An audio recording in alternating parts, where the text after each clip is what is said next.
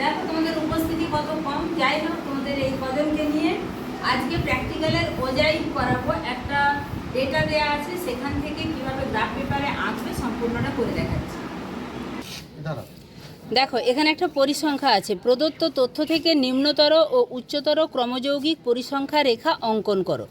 এটা উচ্চ মাধ্যমিক 2024 সালে পড়েছিল, কিন্তু এইরকমভাবেই তোমাদের প্রশ্নটা থাকবে।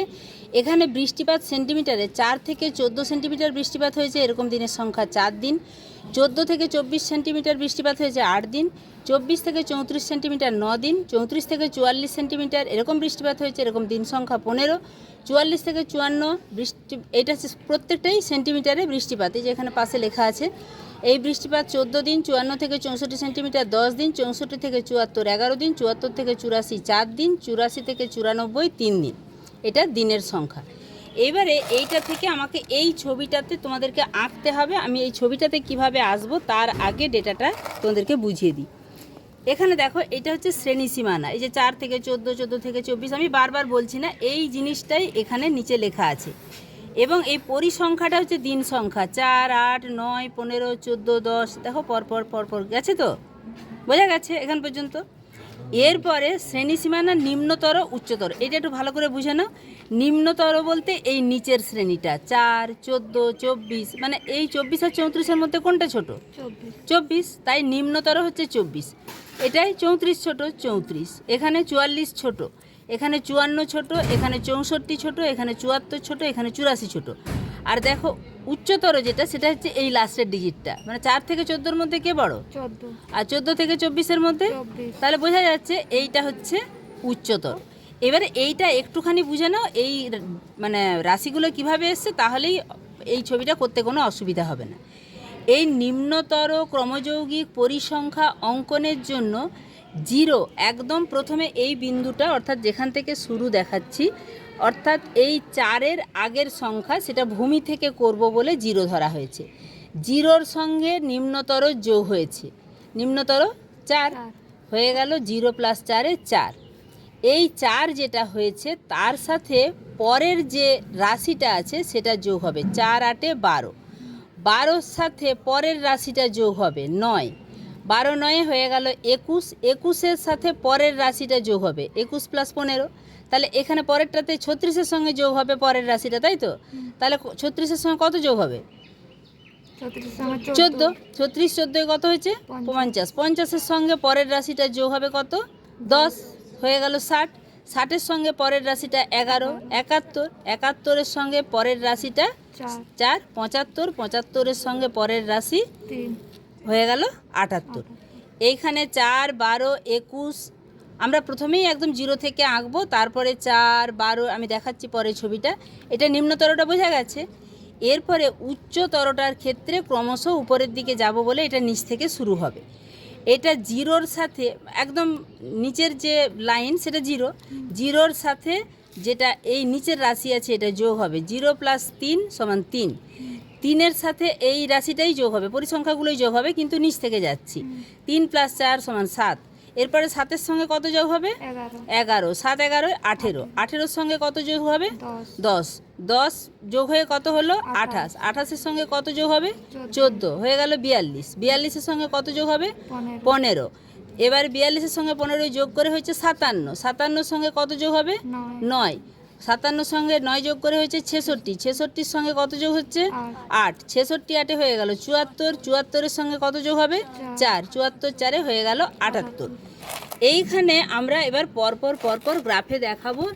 নিম্নতর যেটা, সেটা হচ্ছে প্রথমেরটাই, অর্থাৎ এইটা হচ্ছে 4 থেকে 14। এখানে পরিসংখ্যাটা দেখে নাও, 4 থেকে 14, 14 থেকে 24, 24 থেকে 34। তাই আমরা এখানে 4 থেকে 14, 14 থেকে 24, 24 থেকে 34, এই প্রত্যেকটার জন্য 1 সেন্টিমিটার করে দাগ নিয়ে নিলাম। এবারে প্রথমে যেটা হয়েছে দেখো 4, আমরা প্রথম 4 থেকে 14-র এই লাইনটার সোজা গুনবো। 1 2 3 4-এর ঘরে আছে। এরপরে পরেরটা কত আছে আমাকে বলো? 12 না, 4-এর পরে আমরা, আচ্ছা হ্যাঁ 12। তাহলে এখানে ঠিক পরের ঘরটাতেই, আচ্ছা 4 হচ্ছে 1 2 3 4 গুনলাম। তারপরে 24-এর মাথা থেকে কত উঠবে? পরের রাশিটা বলো? 12। তাহলে এইখানে 10 20, এখানে 10-এ হচ্ছে 5 লেখা আছে, আমাকে এই স্কেলটাও কিন্তু দেখে নিতে হবে।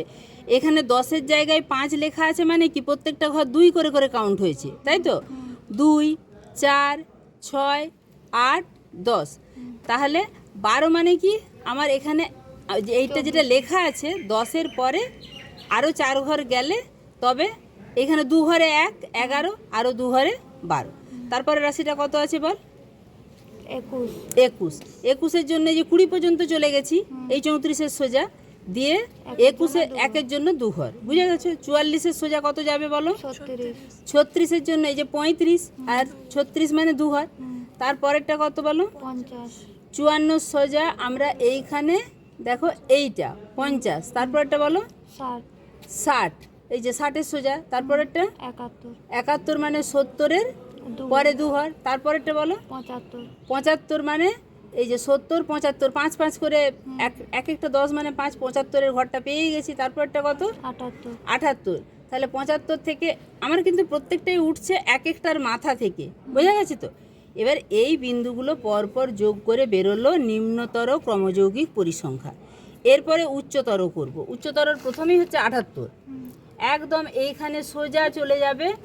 80 হয় এইটাতে, তার এক ঘর নিচে হলে কি হচ্ছে? 79। আর এক ঘর নিচে নয়, এক ঘর যদি আমি 79 করি তাহলে 2 ঘর, আর 78 মানে 4 ঘর নিচে। তারপরটা কত আছে বলো? 74। এই যে 70-এর পরে 74 মানে 71, 2 ঘরে 72, 4টে ঘরে 76, 6টা ঘরে 78। তারপরেরটা কত আছে? 66। 66 এখানে এইটা পরপর 66টা হচ্ছে এখানে দেখো 65-এর পরে 2 ঘর। তারপরটা কত আছে বলো? 57। এই যে 50-এর পরে 56, 2 ঘর, 57, 4 ঘর। তারপরটা কত আছে বলো? 42। 40-এর পরে 1, 2, 3, 4 ঘর। তারপরে বলো? 28। এই যে 25-এর ঘরে 25-এর পরে 26, 27, 28, 3 ঘর মানে 6টা বিন্দু। তারপরটা কত আছে বলো? 18। 18 মানে দেখো এই 15, 15 পরে 16, 17, 18 মানে 3 দুগুণে 6টা ঘর। তারপরটা বলো? কত? 7। এইটা হচ্ছে 5, 5-এর পরে 2-এর জন্য 4 ঘর। তারপরটা কত আছে বলো? 3। 3 মানে কি না 5-এর চেয়ে আরও 2 কম, 5-এর এইটা হলে 5 হতো, তার চেয়ে 4টা ঘর নিচে। তারপরটা কত আছে? 0, একদম নিচে মিশে গেছে। এইভাবে গ্রাফটাকে করে এনে মিশাতে হবে। এইখানে এটা উল্লম্ব স্কেল কত লিখতে হবে, অনুভূমিক স্কেল কত লিখতে হবে, এটা উচ্চতর ক্রমযৌগিক পরিসংখ্যা, এটা নিম্নতর ক্রমযৌগিক পরিসংখ্যা। এখানে হেডিং করতে হবে অজাইব দিন সংখ্যা অনুসারে বৃষ্টিপাতের বন্টন, ঠিক আছে?